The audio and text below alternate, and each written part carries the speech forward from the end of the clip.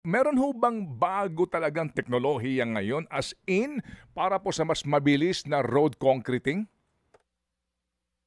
Tama po, meron po yung tinatawag na fast setting o fast drying concrete. In fact, may available na dito sa Pilipinas kagaya ng galing sa Holcim. May mga nagse-set ng within hours nag-uumpisa yung setting, within days nagagamit na yung concrete section na yan. Opo, Meron po. opo. Pero, architect, hindi naman 'yan as in bago lang kasi noon pa man din 'di ba 'yan na rin po ang ginagamit usually ng mga kontratista po na nagro-road reblocking? Opo.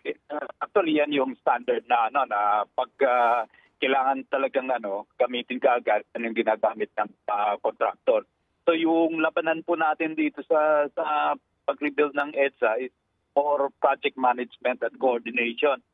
So ang kailangan na nilang gawin kasi ang balak ng gobyerno tama naman na i-sectionalize yung 20 plus kilometers ng EDSA tapos i-assign sa iba-ibang contractor. Ang labanan dyan yung project management at coordination. Kailangan nila na ma-coordinate nila kung saan i-stage yung construction, kung saan ilalagay yung mga materials para walang delay, kung paano i-coordinate yung paggalaw ng mga equipment. Yan po ang malaking challenge doon.